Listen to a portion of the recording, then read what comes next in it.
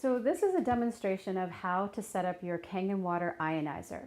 So when you get your ionizer, please do save the cardboard box and the shipping box for later when you have to have the machine deep cleaned. It'll be a lot easier to send it back.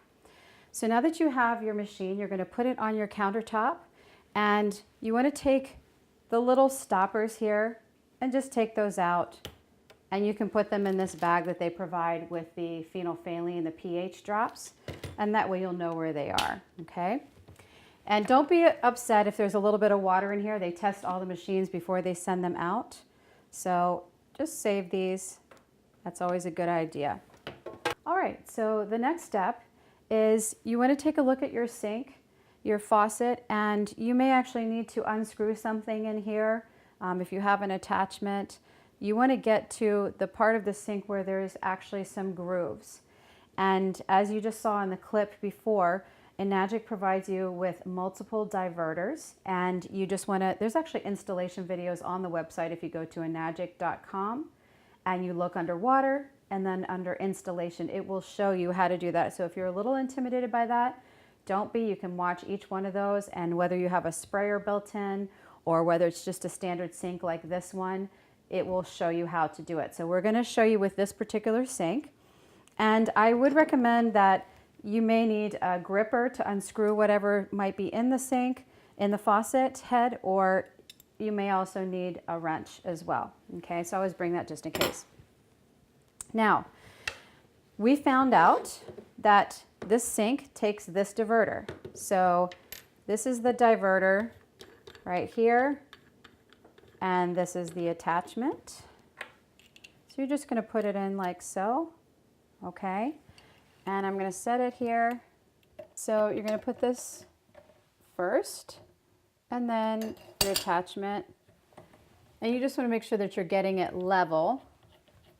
And then for tightening, it will require either a dime or a quarter. In this case, it's a dime. So we're just going to tighten that. And hopefully that will prevent any leaking. And then it's really just as simple as attaching the larger white piece. Okay. Getting it even again, that's important. Okay, and then you can test for leaking. So we'll do that off camera. If we have any, we have to troubleshoot it a little bit. You can use a little bit of plumber tape in there if you have to, but it should be good to go. So we'll, okay. And at this time, I don't see any leaking, so that means I've got it on nice and tight. And now we're ready to hook the machine up. You have your two hoses, and your gray hose is your output hose, and your white hose is your input hose. And it actually says that on here. So you can either keep those stickers on or take them off. Visually, I take them off just because I think it looks better. But if you need that reminder, that's fine. You can keep it on. So we want to take the white hose and attach it here. And sometimes you have to play with this a little bit. See the diverter here? We're going to put this through. And it takes just a little bit of working with it. If I was a man, this would be a little bit easier, but it will go in. You do want it to be tight like that anyway. Okay, and then I'm going to hook this on the back, if you can see there. Right there, nice and snug. And then I'm going to push this and screw it tight. So some people do cut this white hose just a little bit to size so that it's, you know, nothing hanging over or too bulky, but you may just not want to do that, because if you travel or you have if you're in a hotel stay, you want it to be able to reach your water source. So that really is up to you. If you ever needed to replace the white hoses, you can do that with Enagic. Okay, so I'm just tightening this up now. So when you get your diverter set up, you have three settings here. The first is tap water. And then you have a shower stream, so your water will come out like that. And then when you turn it on blue, you're actually diverting your water source into the Kangen water ionizer. Your gray hose is going to be your outgoing hose, and you want to make sure to get that set up before you flush your filter.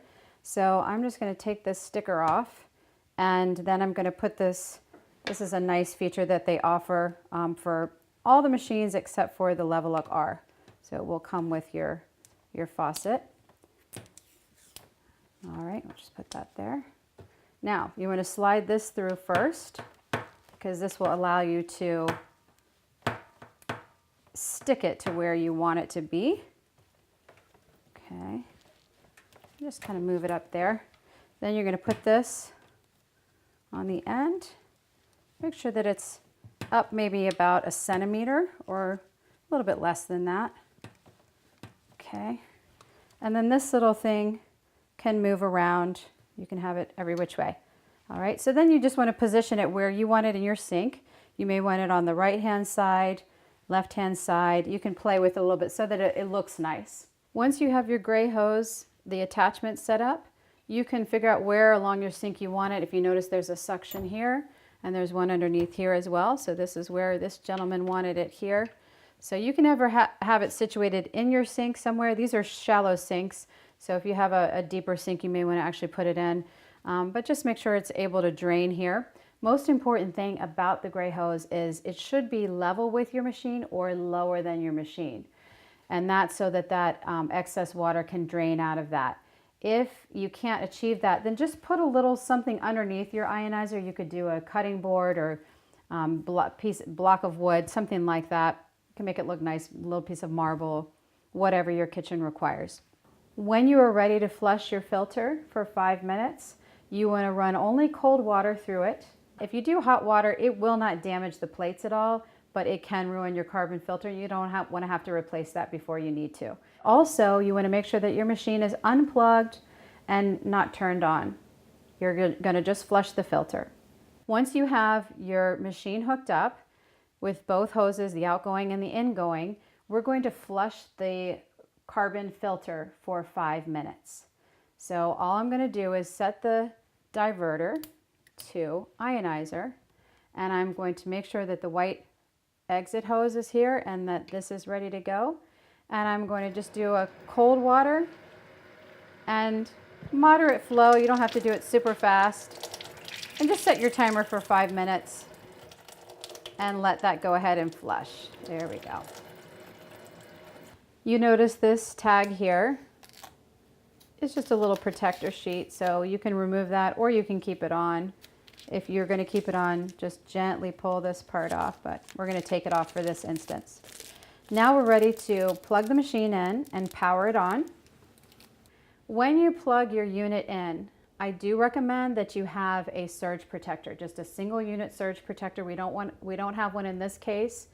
So would recommend unplugging it overnight because sometimes those electrical storms can come and it can send a power surge. Think about it like a computer almost. So do get one of those the surge protectors, and then you don't have to worry about that. Now we're going to power it on. Power on. Kangen water 8.5. And you have a new friend that's going to be talking to you every time you pour water. So after we power it on, I'm going to open this door here just by putting a little pressure on the right and a little pressure here, and it's just hinges open. Very important to set the reset switch for the filter. You're setting it at 0 so it can begin counting the gallons that are running through this. This carbon filter is good for 1,500 gallons of use, and the machine will tell you when you need to replace it, so you don't need to worry about that.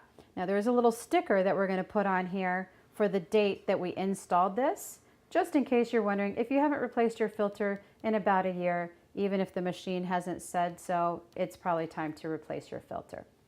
We wrote the date on the sticker. You'll find this in the owner's manual plastic bag. And we're just going to put this right here. So now if we forget, when did we get that filter? When was the first time? It'll be right there. And to put the door back on, see these 3 spots here? You're just going to hook those and then put a little pressure and it hinges right back on. Now, let's talk about your drinking waters. So your first 3 waters, if you notice, the pH is all here and it's also color coded. For those of you who have the platinum machine, it will be all silver, but the numbers are here. And if you have the Level Up R, it'll have drinking water 1, 2, and 3. So 1 would be 8.5, 2 would be 9.0, and 3 would be 9.5. So as I run the water, again, remember to do cold water. Kangen water 8.5. And you're going to do just a moderate flow. You don't want it super fast because you want as much water coming into contact with the plates as possible. If you can get a triple braided stream just like that, if I run it faster, you're going to see it gets real solid. Slow it down until it's a triple braided stream. Do you see it change right there? Now, if I want to change the setting, it's going to take about 1 second and it'll blink 3 times and then set into a solid green light. And then we're going to go to the highest pH drinking water, which is 9.5. And I'm going to show you when you pour a glass of water, it should be nice and bubbly. Some people say it looks cloudy. It's actually bubbles. It's the hydroxyl ions in the water. When you pour a glass of the 9.5 water, let's switch the diverter to ionizer. Kangen water 9.5. It should come out bubbly. There should be hydroxyl ions in that water. So we'll get a good flow going here. We're going to slow it down just a little bit to that. Sometimes you have to play with the flow a little bit depending on your water pressure. Let's see. That is the best thing for your body. And you'll notice that they start dissipating, but that's going to be the most potent water that you can put in your body, highest level of antioxidants to your health.